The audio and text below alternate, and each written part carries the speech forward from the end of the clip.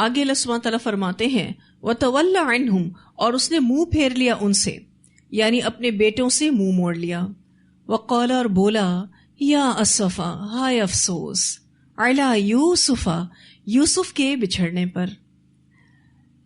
اسفا کا جو لفظ ہے اہل عرب حسرت اور غم کے موقع پر کہتے ہیں، اور اس کے آگے یا نظر آ رہا ہے تو یا ہائے اور اسفا افسوس، یا اسفا ہائے افسوس. اسفا کا جو روٹ ورڈ ہے حمزہ سین فا ہے، حزن اور غضب کا مجموعہ، ایسا افسوس جس میں خون جذبہ انتقام کی وجہ سے جوش مار رہا ہو، جس میں بے چینی ہو. یوسف علیہ السلام کے بارے میں ان کا وہی پرانا غم تازہ ہو گیا. دونوں بیٹوں کے غم نے بھولے ہوئے پہلے غم کی یاد تازہ کر دی. ان کو یوسف یاد آ گئے. کن کو یاد آ گئے؟ یعقوب علیہ السلام کو. وقال یا اسفا علی یوسف وابیضت، اور سفید ہو گئی عیناہ، اس کی دونوں آنکھیں، من الحزن، غم کی وجہ سے. ان کی آنکھوں کی سیاہی غم کے مارے سفیدی میں بدل گئی، یعنی آپ علیہ السلام کی بینائی چلی گئی. قتادہ رحمہ اللہ فرماتے ہیں کہ اس کے معنی یہ ہے کہ شدت غم کی وجہ سے آپ علیہ السلام نے، یعنی یعقوب علیہ السلام نے خاموشی اختیار کر لی تھی، اور مخلوق میں کسی کے پاس اس کا اظہار نہیں فرماتے تھے. فہو قویم، تو وہ سخت غمگین تھے. قویم کا جو لفظ ہے کاف ضامیم سے ہے، سانس روک لینے والا. مراد اپنے غم کو ظاہر نہ کرنا، یعنی ایسا شخص جو اپنے غم کا گھونٹ پی لے، اپنے غم کو ظاہر نہ کرے. حضرت یوسف علیہ السلام سے یعقوب علیہ السلام کو بہت محبت تھی. بیٹے کی جدائی کی جو تکلیف دل پر گزر رہی تھی، اس پر قرآن گواہ ہے. آپ سب یہاں دیکھ سکتے ہیں کہ کتنا زیادہ ٹینشن میں تھے یعقوب علیہ السلام. یہ انسانی فطرت کا ایک تقاضا ہے جسے یہاں اچھی طرح سمجھنے کی ضرورت ہے. کسی کے بچے کا فوت ہو جانا یقیناً بہت بڑا صدمہ ہے، لیکن بچے کا گم ہو جانا اس سے کئی گنا بڑا صدمہ ہے. فوت ہو جانے کی صورت میں اپنے سامنے کفن دفن کرنے سے انسان کو صبر آ جاتا ہے، پھر انسان اس صبر کو تھام لیتا ہے. مگر بچے کے گم ہونے کی صورت میں اس کی یاد مستقل طور پر انسان کی روح کے ساتھ جڑ جاتی ہے. یہ خیال چین نہیں دیتا کہ نامعلوم بچہ زندہ ہے یا فوت ہو گیا ہے، اور اگر زندہ ہے تو کہاں ہے اور کس حال میں ہے. یہی دکھ تھا جو یعقوب علیہ السلام کو اندر ہی اندر کھا گیا تھا، اور رو رو کر ان کی آنکھیں سفید یعنی اندھی ہو گئی تھیں. آپ علیہ السلام کو وحی کے ذریعے بتا دیا گیا تھا کہ یوسف زندہ ہیں اور آپ علیہ السلام سے ضرور ملیں گے، مگر کہاں ہیں، کس حال میں ہیں اور کب ملیں گے؟ یہ وہ سوالات تھے جو یعقوب علیہ السلام کو سالہ سال سے تکلیف اور کرب میں مبتلا کیے ہوئے تھے. اب بن یمین کی جدائی سے یوسف علیہ السلام کی جدائی کا غم اور شدت پکڑ گیا. عام طور پر یہ خیال کیا جاتا ہے نا کہ دینداروں کو غمزدہ نہیں ہونا چاہیے، تو کسی مصیبت یا کسی اپنے کی موت یا کھو جانے پر غم کرنا حرام نہیں ہے. یہ تو بہت نیچرل ہے. حرام یہ ہے کہ انسان چیخ پکار کرے، گریبان پھاڑے اور صبر و استقامت کے خلاف بات کرے. غلط بات یہ ہے. ٹھیک ہے. بخاری کی روایت میں آتا ہے نبی اکرم صلی اللہ علیہ وسلم کی ایک بیٹی تھی، انہوں نے کہلا بھیجا کہ میرا بچہ جان کنی کے عالم میں ہے. آپ صلی اللہ علیہ وسلم نے سلام بھیجا اور کہا کہ جو اللہ لیتا ہے وہ اسی کا ہے، اور جو کچھ دیتا ہے وہ بھی اسی کا ہے، اور ہر چیز اس کے ہاں طے شدہ ہے، اور ہر ایک کی مدت مقرر ہے. تم آخرت میں اجر پانے کی نیت سے صبر کرو. یہ میسج نبی اکرم صلی اللہ علیہ وسلم نے اپنی بیٹی کو دیا. آپ صلی اللہ علیہ وسلم خود نہ گئے. یہ پیغام سن کر بیٹی نے آپ صلی اللہ علیہ وسلم کو تاکید سے بلایا تو آپ صلی اللہ علیہ وسلم کے ساتھ سعد بن عبادہ، معاذ بن جبل، ابی بن کعب رضی اللہ عنہم بھی گئے. اس وقت آپ صلی اللہ علیہ وسلم نے بچے کو گود میں بٹھا لیا اور اس بچے کی جان نکل رہی تھی. نبی اکرم صلی اللہ علیہ وسلم کے نواسے تھے، ان کی جان نکل رہی تھی. جب آپ صلی اللہ علیہ وسلم نے یہ منظر دیکھا تو آپ کی آنکھوں سے آنسو نکلنے لگے. حضرت سعد بن عبادہ رضی اللہ تعالیٰ عنہ نے کہا، یہ کیا، آپ صلی اللہ علیہ وسلم بھی روتے ہیں؟ ان کے خیال میں رونا صبر کے خلاف تھا. آپ صلی اللہ علیہ وسلم نے فرمایا، یہ رحم کا جذبہ ہے جسے اللہ نے اپنے بندوں کے دل میں رکھ دیا ہے. آپ دیکھیں بخاری کی یہ طویل روایت جس میں باقاعدہ نبی اکرم صلی اللہ علیہ وسلم کی اپنی پرسنل لائف سے ایک واقعہ آپ کو پتہ چلتا ہے کہ آپ کے نواسے فوت ہو رہے تھے اور آپ صلی اللہ علیہ وسلم جب یہ منظر دیکھ رہے تھے تو آپ بھی رو پڑے. تو یہ تو رحم کے جذبات ہوتے ہیں کہ انسان رو پڑتا ہے. لیکن اگر انسان چیخے چلائے، اللہ سے شکوہ کرے، بے صبرا پن کرے تو یہ غلط ہے.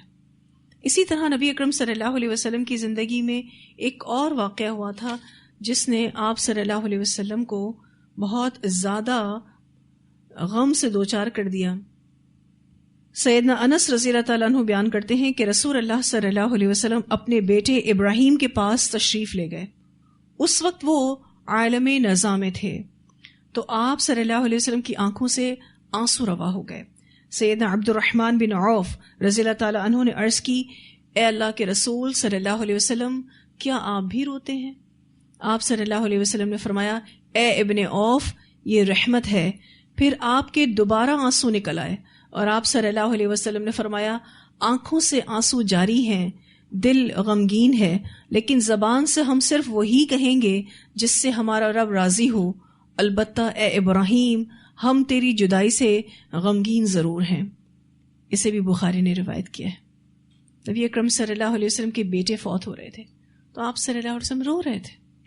یہ بہت نیچرل ہے. اگر کوئی یہ سوچتا ہے کہ دیندار لوگوں کو غمزدہ نہیں ہونا چاہیے، غم کرنا، رونا، اپنے کسی پیارے کی موت کی تکلیف کو محسوس کرنا، اس کے کھو جانے کے غم کو محسوس کرنا یہ غلط ہے، تو یہ بالکل غلط تاثر ہے.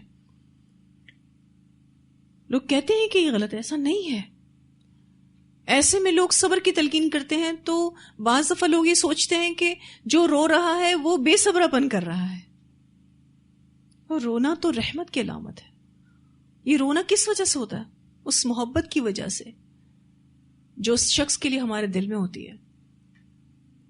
ایک اور روایت آتی ہے، آپ صلی اللہ علیہ وسلم نے فرمایا کہ مومن مردوں اور مومن عورتوں پر وقتاً فوقتاً آزمائشیں آتی رہتی ہیں، کبھی اس کی ذات پر اور کبھی اولاد پر اور کبھی مال پر، یہاں تک کہ وہ جب اللہ تعالیٰ سے ملاقات کرتا ہے تو گناہوں سے پاک ہوتا ہے. اسے ترمذی نے روایت کیا ہے. اس حدیث میں بھی یہ پتہ چلتا ہے کہ پرابلمز تو آئیں گی، انسان پریشان ہوگا. اور یہ پرابلمز کیوں آتی ہیں؟ تاکہ مومن بندے کے گناہ دھلتے رہیں اور پھر جب وہ اللہ تعالیٰ سے ملے تو وہ بالکل پاک صاف ہو، اس کے نامہ اعمال میں کوئی گناہ نہ ہو. اس لیے کسی کی وفات پر رونا، کسی کی جدائی میں رونا، دکھی ہونا کوئی غلط بات نہیں. یہ صبر کے منافی نہیں، یہ دل کی نرمی اور محبت کا اظہار ہوتا ہے. پھر یہ کہ آزمائش پر اجر و ثواب بھی ہے. حضرت جابر رضی اللہ تعالیٰ عنہ سے روایت ہے کہ رسول اللہ صلی اللہ علیہ وسلم نے ارشاد فرمایا، قیامت کے دن جب آزمائشوں والوں کو ان مصیبتوں کا بدلہ دیا جائے گا تو اہل عافیت تمنا کریں گے کاش ان کی کھالیں دنیا میں کینچیوں سے کاٹ دی جاتی تاکہ انہیں بھی اسی طرح کا اجر ملتا. اسے ترمذی نے روایت کیا ہے. یعنی جب آزمائشوں والوں کو اجر و ثواب ملے گا نا، تب یہ عافیت والے لوگ کیا کہیں گے، کاش کہ ہمیں بھی بہت پرابلم سے دوچار کیا جاتا، اتنا اجر مل رہا ہے. اجر کب ملے گا؟ جب انسان ان تکلیفوں میں صبر کرے گا. ایک اور روایت آتی ہے، نبی اکرم صلی اللہ علیہ وسلم نے فرمایا، جتنی آزمائش سخت ہوتی ہے اس کا بدلہ بھی اتنا ہی بڑا ہوتا ہے. اور اللہ تعالیٰ جب کسی قوم سے محبت کرتے ہیں تو ان کو آزمائش میں ڈالتے ہیں، پھر جو اس آزمائش پر راضی رہا اللہ اس سے راضی ہو جاتے ہیں، اور جو ناراض ہوا اللہ تعالیٰ بھی اس سے ناراض ہو جاتے ہیں. اسے ترمذی نے روایت کیا ہے. آزمائشیں تو آئیں گی ہی، اللہ تعالیٰ سے آزمائش مانگنی نہیں چاہیے، لیکن آئیں گی ضرور. جو ہماری وسعت ہے اس کے مطابق اللہ تعالیٰ ہمیں آزمائے گا. ہم بھیجے ہی اس دنیا میں اسی لیے گئے ہیں. پھر یہ کہ اللہ سبحانہ تعالیٰ جس قوم سے جتنی محبت زیادہ کرتے ہیں اس کو اتنا زیادہ آزمائشوں میں مبتلا کرتے ہیں. اللہ تعالیٰ کی محبت بہت ہی انوکھی ہے. ہم تو جس سے محبت کرتے ہیں اس کو بہت زیادہ ریلیکس رکھتے ہیں نا. اللہ تعالیٰ جس سے زیادہ محبت کرتے ہیں اس کو زیادہ آزماتے ہیں. کیوں؟ کیونکہ اللہ تعالیٰ اس میں یہ دیکھنا چاہتے ہیں کہ کون راضی ہے.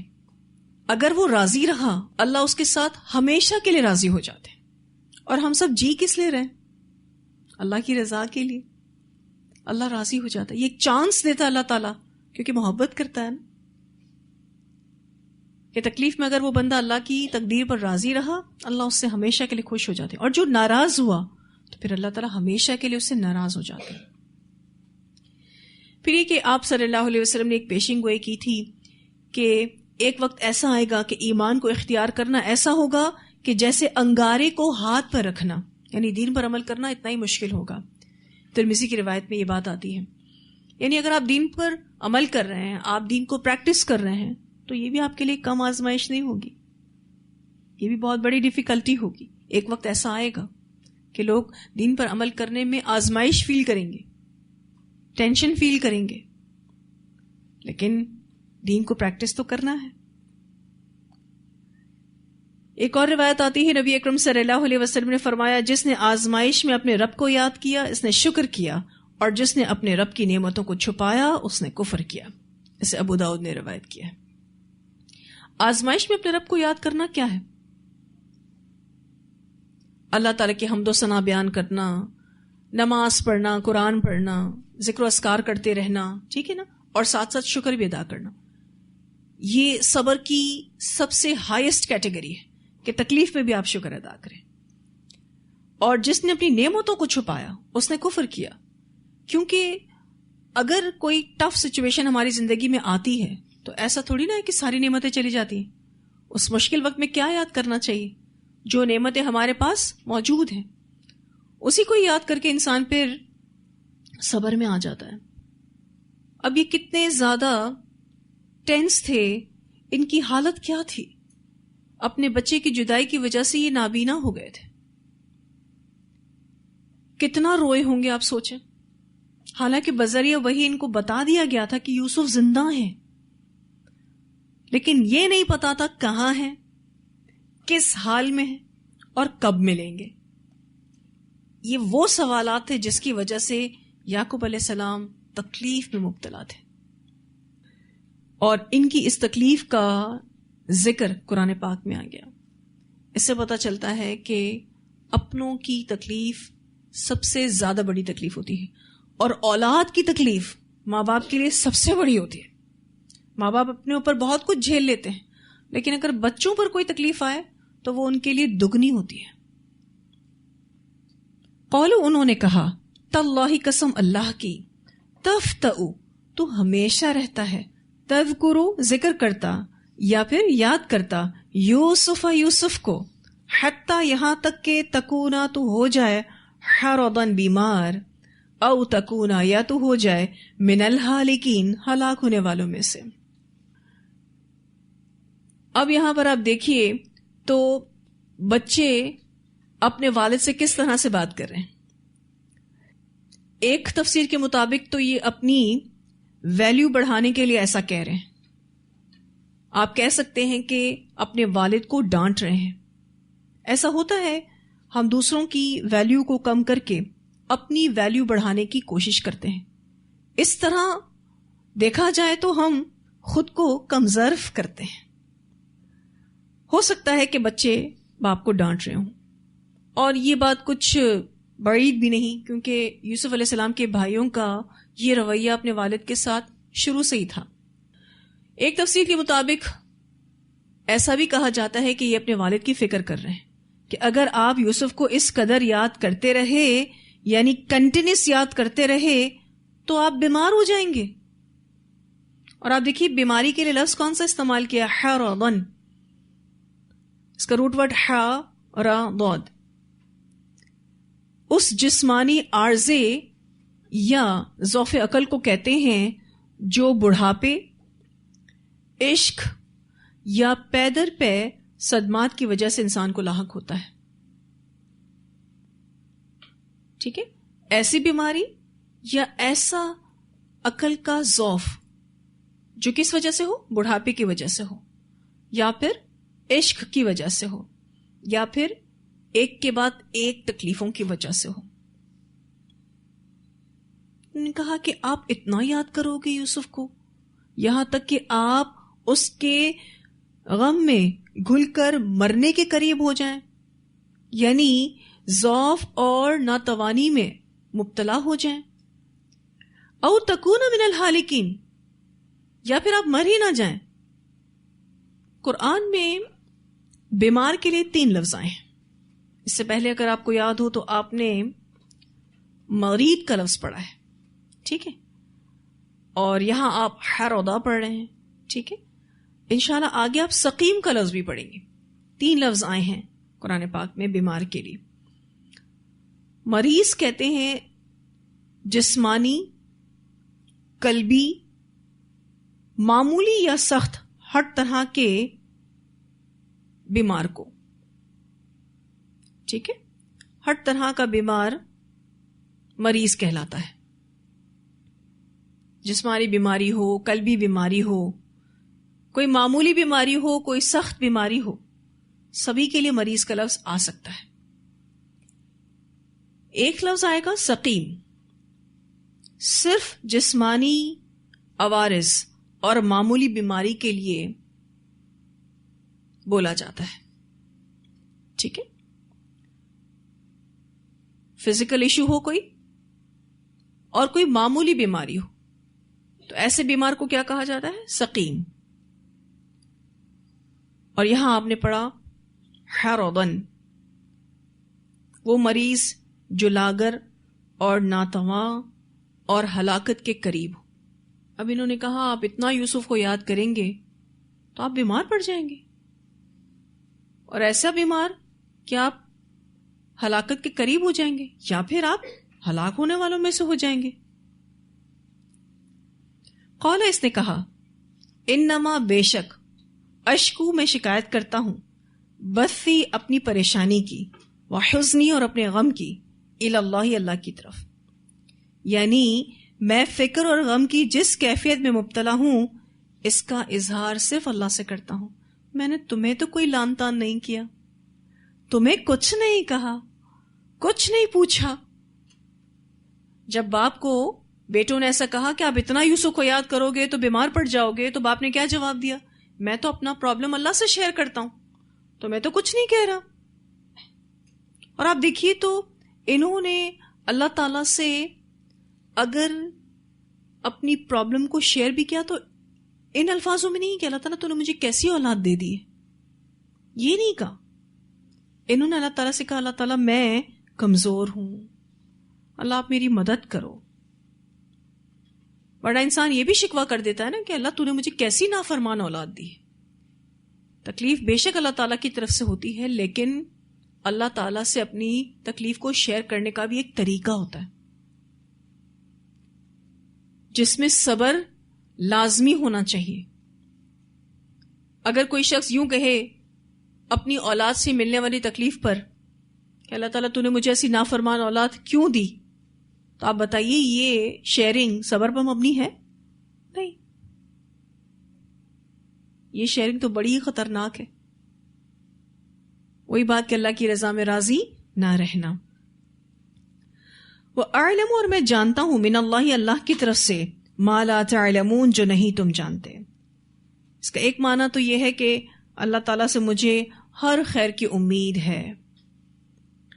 اور ابن عباس رضی اللہ تعالیٰ عنہما کہتے ہیں کہ اس سے ان کا اشارہ اس طرف تھا کہ یوسف نے جو خواب دیکھا تھا وہ سچا تھا، اللہ تعالیٰ ایک نہ ایک دن اسے ظاہر ضرور کرے گا. اسی لیے یعقوب علیہ السلام نے کیا کہا اپنے بچوں کو؟ وَأَعْلَمُ مِنَ اللَّهِ مَا لَا تَعْلَمُونَ.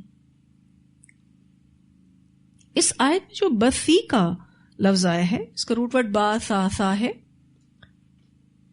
بکھیرنا، ظاہر ہونا، راز یا غم کا ظاہر کر بیٹھنا، یہ سارے اس کے معنی ہیں. اور یہاں پر وحزنی کا جو لفظ آیا ہے، حزن وہ غم جو دل میں ہو. اور یہ جو بثا اور حزن کی بات ہے تو یہ فطری چیز ہے، بہت نیچرل ہے. انسان کو فکر لاحق ہوتی ہے، ٹینشن ہوتا ہے، بس اس میں اس کا رویہ چیک ہو رہا ہوتا ہے کہ وہ کتنا اللہ تعالیٰ سے قریب ہو رہا ہے. اسی طرح کے ملتے جلتے الفاظ نبی اکرم صلی اللہ علیہ وسلم نے طائف کے دن اپنی دعا میں استعمال فرمائے تھے. میں مختصر سا حصہ اس دعا کا پڑھ رہی ہوں. اللہم الیک اشکو ضعف قوتی وقلت حیلتی وہوانی علی الناس یا ارحم الراحمین انت رب المستضعفین وانت ربی الی من تکلنی. الجامع صغیر کی یہ روایت ہے. اے اللہ، میں تجھ سے اپنی کمزوری اور بے بسی اور لوگوں کے نزدیک اپنی بے قدری کا شکوہ کرتا ہوں. یا ارحم الراحمین، تو کمزوروں کا رب ہے اور تو ہی میرا رب بھی ہے. تو مجھے کس کے حوالے کر رہا ہے؟ طائف کی سچویشن اگر آپ کو یاد ہو، نبی اکرم صلی اللہ علیہ وسلم کے ساتھ کیا کچھ ہوا تھا، کتنی تکلیف کے ساتھ آپ صلی اللہ علیہ وسلم واپس آئے تھے، لیکن اپنی اس پرابلم کو صرف اور صرف اللہ تعالیٰ سے شیئر کیا. کیونکہ ساری پرابلمس کا سولوشن اللہ کے پاس ہے، انسانوں کے پاس تو نہیں ہے. ہم سب اپنا جائزہ لیں کہ اگر ہمیں کسی اپنے سے بار بار تکلیف ملے تو ہم کیا کرتے ہیں؟ ایک ہی بندے سے بار بار اللہ تعالیٰ آپ کو تکلیف دے، کیا کریں گے؟ اس سچویشن میں اکثر لوگوں کا حال یہ ہے کہ کوئی اگر ان سے بار بار برا کرے تو وہ ہر ایک سے ذکر کرتے رہتے ہیں. دیکھو اب اس نے میرے ساتھ یہ کیا، اس نے کچھ ماہ پہلے میرے ساتھ یہ کیا تھا، 1 سال پہلے یہ کیا تھا، یہ بار بار مجھے تکلیف دیتا ہے. تو اکثریت کا وتیرہ یہ ہے کہ وہ لوگوں سے اس کا ذکر کرتے ہیں. اس سے ہوتا کیا ہے؟ کیا مسئلہ حل ہو جاتا ہے؟ اس سے مسئلہ حل ہونے والا نہیں ہے. اس بات میں کوئی شک نہیں کہ اپنوں کی بدسلوکی کی بہت تکلیف ہوتی ہے، کیونکہ آپ اس سے اچھائی کی توقع رکھتے ہیں لیکن وہ تکلیف دے جاتا ہے. اس سے انسان بہت ہرٹ ہوتا ہے، اس کو بہت تکلیف ہوتی ہے، کیونکہ اندر سے محبت ٹوٹتی ہے نا. آپ کو ایکسپیکٹیشنز ہوتی ہیں اپنے اس ریلیٹو سے کہ وہ اچھائی کرے گا آپ کے ساتھ، لیکن سامنے وہ برا کرتا ہے تو آپ کا دل ٹوٹ جاتا ہے. ایسے میں خود کو سنبھالنا، ایموشنلی اپنے آپ کو مضبوط کرنا ایک ٹف ٹارگٹ ہے. لیکن جو اس سچویشن میں خود کو مضبوط کر لے وہی سروائیو کرتا ہے، اسی کو ہی صبر نصیب ہوتا ہے. کیونکہ صبر بھی اللہ ہی دیتا ہے نا. آپ اور میں طاقت نہیں رکھتے کسی بھی نیکی کی. صبر کرنا بہت بڑی نیکی ہے. تو اگر کوئی صبر کر جاتا ہے تو توفیق اللہ کی طرف سے ہے. بہترین تربیت یہ ہے جو آج ہم سب لیں گے انشاءاللہ تعالی، کہ انسان دوسروں کی بدتمیزی کو درگزر کرے اور اللہ سے اپنے مسئلے ڈسکس کرے. کیوں؟ کیونکہ اسی کے پاس ہی حل ہے. آپ دیکھیں تو یہاں یعقوب علیہ السلام نے اپنے بچوں کو بہت بہترین تربیت سے گزارا. انہیں سکھایا کہ اللہ کے آگے ہی انسان روئے. بات تو وہ اپنی کر رہے ہیں کہ میں اپنی پرابلمز اللہ سے شیئر کرتا ہوں، لیکن سکھا کس کو رہے ہیں؟ اپنے بچوں کو سکھا رہے ہیں نا. جب آپ بھی اپنے بچوں کو کچھ بتاتے ہیں تو انڈائریکٹلی آپ کیا چاہ رہے ہوتے ہیں؟ اپنے بچوں کو سکھانا چاہ رہے ہوتے ہیں. یعقوب علیہ السلام بھی اپنے بچوں کو سکھا رہے تھے، بہت بہترین تربیت سے گزار رہے تھے. دوسرا یہ کہ بہترین اخلاق کے ساتھ اپنے بچوں کو درست راستے پر لانے کی کوشش کر رہے تھے. آج کے پیرنٹس میں اسی چیز کی کمی ہے. میں یہ نہیں کہوں گی سارے پیرنٹس ایسے ہوتے ہیں، سارے ماں باپ ایسے ہوتے ہیں، لیکن میجورٹی ماں باپ ایسے ہوتے ہیں جو اپنے بچوں کو اچھی تربیت سے، بہترین تربیت سے نہیں گزارتے. یہ اخلاق سے گری ہوئی بات ہے کہ ہر وقت بچوں کو ڈانٹا جائے، مارا جائے اور ان کی غلطیوں کا بار بار ان کو احساس دلایا جائے. آپ کو کیا لگتا ہے اس طریقے سے بچوں کی تربیت ہوتی ہے؟ بالکل نہیں ہوتی. کر کے دیکھ لیں. چھوٹے بچوں کو مارنا بھی غلط ہے، اور جب بچے جوان ہو جائیں اس وقت مارنا تو اور زیادہ غلط ہے. جہالت ہے، بچوں کو مارنا جہالت ہے. پیرنٹس سوچتے ہیں کہ ہم تربیت کر رہے ہیں، سختی کیجئے لیکن مناسب انداز میں. بہت زیادہ سختی چیزوں کو توڑ دیتی ہے، اور انسانوں پر اگر بہت زیادہ سختی کی جائے تو بظاہر تو وہ پورے انسان نظر آ رہے ہوتے ہیں، ان کے اندر کا کانفیڈنس ٹوٹ جاتا ہے. آپ نے دیکھا ہوگا ایسے پیرنٹس جنہوں نے اپنے بچوں کو بہت زیادہ سختی میں رکھا ہوتا ہے، ان بچوں کے کانفیڈنس کا لیول بالکل ڈاؤن ہوتا ہے. وہ کسی کے سامنے بات نہیں کر سکتے، وہ اپنی فیلنگز کو شیئر نہیں کر سکتے. ان کے پاس پیرنٹس نہیں ہوتے اپنی فیلنگز کو شیئر کرنے کے لیے. کیوں؟ پیرنٹس نے تو وہ سختی کا بیریئر لگا کے رکھا ہے آگے. تو جب ہم یہ احسان سیکھتے ہیں سورہ یوسف سے کہ ہمیں اپنا اخلاق اچھا ہی رکھنا ہے چاہے کوئی کتنا بھی برا کرے، تو ہم یہ تھوڑی نہ کہہ سکتے ہیں کہ پھر وہ اولاد کے سامنے نہیں ہونا چاہیے. ایسا ہے کیا کہ قرآن اگر ہمیں ایک بات سکھا رہا ہو تو وہ کسی کے سامنے کرنی اور کسی کے سامنے نہیں کرنی؟ ایسا ہے کیا؟ نہیں. قرآن ہمیں یہ سکھاتا ہے کہ اگر کوئی ہمارے ساتھ برا اخلاق کا برتاؤ کرے، ہم نے اپنے اخلاق کو اچھا ہی رکھنا ہے. اس وقت اللہ تعالیٰ سے دعا کرنے کی، یا اللہ تو مجھے تھام لے. اس چیز کی ہم سب کو رج کے دعا کرنی چاہیے کہ یا اللہ تو ہمارے اخلاق اچھے کر دے. کہ سب سے بڑا مسئلہ اخلاق کی خرابی ہے، سب سے بڑا مسئلہ. کیا کچھ نہیں جانتے تھے یعقوب علیہ السلام؟ آپ دیکھیں تو صحیح، وہ نبی ہیں، کوئی معمولی انسان نہیں ہے. ان پر وحی آتی تھی، ان کو بہت کچھ پتا تھا ریالٹی میں سے. اس کے بعد کتنا صبر کر رہے ہیں. آپ کو اگر کسی اپنے کی ریالٹی پتا ہو، آپ اس کے ساتھ اچھا اخلاق مینٹین کریں گے؟ پتا ہو کہ یہ برا ہی ہے آپ کے لیے، جو کر رہا ہے برا ہی کر رہا ہے آپ کے لیے، اس کے باوجود بھی آپ صبر کریں، اس کے باوجود بھی آپ اچھا اخلاق مینٹین کریں اور اللہ سے اپنے تعلق کو بہتر بنائیں. کیا سیکھ رہے ہیں اس آیت میں ہم؟ آیت نمبر 86 میں کیا پتا چل رہا ہے؟ اللہ سے مضبوط تعلق، مشکلات میں صرف اور صرف اللہ تعالیٰ سے رجوع، یہ یقین کہ مشکل کو حل کرنے والی ذات صرف اور صرف اللہ کی ہے. یہ یقین ہونا چاہیے. یقین اور دعا دونوں ضروری ہے نا، دونوں ضروری ہے. اور یہی صبر جمیل کی عملی شکل ہے جو آپ کو نظر آ رہی ہے نا یعقوب علیہ السلام کی. یہی صبر جمیل ہے. کیونکہ ہمارے ذہنوں میں اکثر یہ سوال آتا ہے کہ صبر تو چلیں ایک اچھی چیز ہے، لیکن یہ پھر صبر جمیل کیا ہے؟ خوبصورت صبر کیا ہوتا ہے؟ یہ ہے خوبصورت صبر، اچھی طرح سے صبر کرنا، بخوبی صبر کرنا. ابھی میں آپ سے ایک بات پوچھ رہی تھی کہ جب ہم اپنے غم لوگوں کو بتاتے ہیں تو کیا ہوتا ہے؟ پہلی بات، ہماری ویلیو کم ہو جاتی ہے. آپ لوگوں کے سامنے کمزور نظر آئیں گے. تو آپ چاہتے ہیں کہ لوگوں کے سامنے آپ کمزور نظر آئیں؟ ایک مضبوط انسان اپنی پرابلم جب اللہ سے شیئر کرتا ہے اس یقین کے ساتھ کہ جس نے مسئلہ حل کرنا اس کو بتا دیا ہے، پھر وہ لوگوں سے اس کو ڈسکس نہیں کرتا، تو ایسا لگتا ہے اس شخص کو کوئی پرابلم ہی نہیں ہے. آپ نے دیکھا ہوگا کہ جو لوگ پرابلمس کو شیئر نہیں کرتے، دوسرے لوگ اس کے بارے میں کیا سوچتے ہیں کہ اس کو کوئی پرابلم ہی نہیں ہے. کیا ایسا کوئی انسان ہے دنیا میں کہ جس کو کوئی پرابلم ہی نہ ہو؟ ایسا کوئی انسان نہیں ہے دنیا میں. ٹھیک ہے، تو آپ کو اپنی ویلیو کم نہیں کرنی، کیونکہ جب آپ کسی انسان کو اپنا غم بتائیں گے سولوشن کے لیے اور اللہ تعالیٰ سے ڈسکس نہیں کریں گے. ٹھیک ہے، میں اس کو بھی تھوڑا سا بتاتی ہوں کہ کیا ہم لوگوں سے شیئرنگ کر ہی نہیں سکتے؟ کیونکہ بعض دفعہ انسان یہ سوچتا ہے کہ قرآن میں تو آتا ہے کہ ہم لوگوں سے اپنی شیئرنگ کر ہی نہیں سکتے. تو ایسا نہیں ہے. پہلی شیئرنگ کس سے کرنی ہے؟ اللہ سے.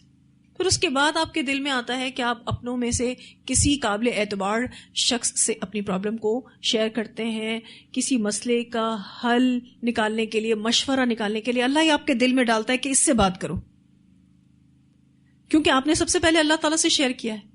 ٹھیک ہے، لیکن آپ اللہ کو چھوڑ کر لوگوں کو اپنے غم بتاتے رہیں گے تو آپ کی ویلیو کم ہو جائے گی. دوسری بات، آپ کا مسئلہ اور بڑھے گا کیونکہ آپ نے اللہ سے کانٹیکٹ نہیں کیا، آپ نے اپنا تعلق اللہ سے مضبوط نہیں کیا، تو پرابلم کم نہیں ہوگا، بڑھے گا. اور کس صورت میں بڑھے گا؟ غم کی صورت میں بڑھے گا. آپ کو اور ڈپریشن ہوگا، آپ اور ٹینشن میں آئیں گے. اور تیسری چیز، مسئلہ حل تو نہیں ہوگا کیونکہ آپ نے اس ہستی سے کانٹیکٹ کیا ہی نہیں جس نے اس پرابلم کا سولوشن آپ کو دینا ہے. وہی مسبب الاسباب ہے نا، وہی پھر اسباب بناتا ہے، وہی پھر پرابلم کو سالو کرواتا ہے. بے شک انسانوں کے ذریعے ایسے حالات پیدا کر دے گا، اللہ ہی ہے نا جو اسباب کو پیدا کرنے والا ہے. تو مسئلہ پھر حل نہیں ہوگا اگر آپ اللہ کو چھوڑ کر انسانوں سے اپنی پرابلمس کو ڈسکس کریں گے. صحیح طریقہ کار یہ ہے کہ آپ سب سے پہلے اللہ تعالیٰ سے مدد مانگیں، نماز کے ذریعے، دعا کے ذریعے، استغفار کے ذریعے، درود شریف کے ذریعے. پھر اس کے بعد اللہ آپ کے دل میں ڈالے گا کہ فلاں سے بات کرو. تو یعقوب علیہ السلام نے کہا کہ میں اپنی پرابلم تو اللہ سے شیئر کرتا ہوں. اور یہ چیز ہمیں بھی سکھا گئی کہ ہم نے بھی اپنے اللہ سے اپنے تعلق کو بہترین بنانا ہے. اب آگے کیا ہوا؟ یا بنیہ، اے میرے بچوں، اذهبوا، جاؤ، فتحسسوا، پس تلاش کرو، می یوسفا، یوسف کی، واخیہ، اور اس کے بھائی کی، ولا تیأسوا، اور نہ مایوس ہو، من روح اللہ، اللہ کی رحمت سے. اب آپ یہاں دیکھیں تو یوسف کا ذکر کیا یعقوب علیہ السلام نے، اور بن یمین کا بھی ذکر کیا، لیکن بڑے بھائی کا ذکر نہیں کیا. وہ اس لیے کہ وہ تو خود مصر میں رکا تھا، یوسف کو ڈھونڈنا تھا اور بن یمین کو چھڑانے کی کوشش کرنی تھی، اسی لیے صرف ان دونوں کا نام لیا. تیسرا بھائی تو آلریڈی مصر میں تھا، وہ ویسے بھی کوئی قید میں نہیں تھا، وہ تو اپنی مرضی سے وہاں رکا ہوا تھا. تو یعقوب علیہ السلام نے کہا کہ اے میرے بچوں، جاؤ تلاش کرو یوسف کو اور بن یمین کو. یہاں پر آپ دیکھیے تو فتحسسوا کا لفظ آیا ہے، روٹ ورڈ ہا سین سین. یہ لفظ خیر کے کاموں کی تلاش کے لیے استعمال ہوتا ہے. ٹھیک ہے، ایک لفظ آتا ہے تجسس، یہ لفظ بھی آپ قرآن پاک میں پڑھیں گے. ٹھیک ہے، اس کا معنی ہوتا ہے شر کے کاموں کو تلاش کرنا. تجسس منع ہے. ٹھیک ہے، سورۃ الحجرات میں انشاءاللہ آپ پڑھیں گے اس لفظ کو انشاءاللہ تعالی. تو تجسس منع ہے، لیکن یہاں آپ دیکھیے تو انہوں نے یعنی یعقوب علیہ السلام نے فتحسسوا کے لفظ کو استعمال کیا ہے. اس کا معنی ہوتا ہے خیر کے کاموں کی تلاش کرنا. کہا کہ جاؤ یوسف اور بن یمین کو تلاش کرو. اور دیکھو اللہ کی رحمت سے مایوس نہیں ہونا، کیونکہ اللہ کی رحمت سے صرف اور صرف کافر مایوس ہوتا ہے، مومن مایوس نہیں ہوتا. انہو، بے شک وہ، لا ییأسوا، نہیں مایوس ہوتے، من روح اللہ، اللہ کی رحمت سے، الا القوم الکافرون، سوائے کافر قوم کے. جن کو یہ یقین ہو کہ اللہ کی رحمت بہت وسیع ہے تو ان کی زندگی میں مایوسی نام کی کوئی چیز نہیں ہوتی، وہ پر امید ہوتے ہیں. تو یہ اپنے بچوں کو اب بھیج رہے ہیں کہ جاؤ جا کے مصر میں اپنے بھائیوں کو تلاش کرو.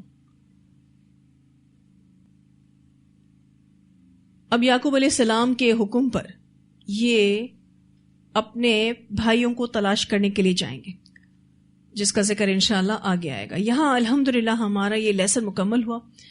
اتنی آیات کی تلاوت سنتے ہیں. قالوا إن يسرق فقد سرق أخ له من قبل فأسرها يوسف في نفسه ولم يبدها لهم قال أنتم شر مكانا والله أعلم بما تصفون قالوا يا أيها العزيز إن له أبا شيخا كبيرا فخذ أحدنا مكانه إنا نراك من المحسنين قال معاذ الله أن نأخذ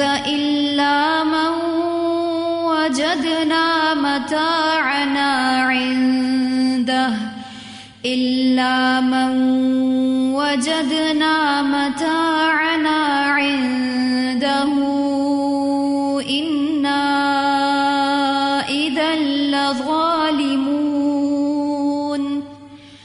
فلما استيئسوا منه خلصوا نجيا قال كبيرهم ألم تعلموا أن أباكم قد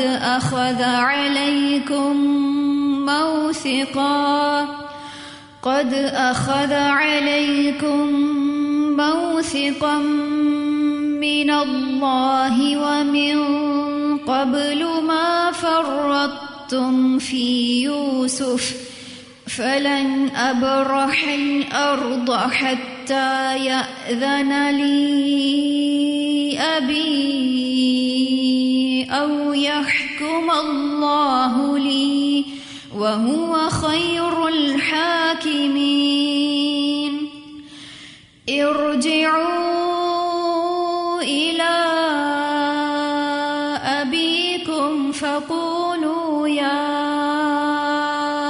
أبانا إن ابنك سرق وما شهدنا إلا بما علمنا وما كنا للغيب حافظين واسأل القرية التي كنا فيها والعير التي أقبلنا فيها وإنا لصادقون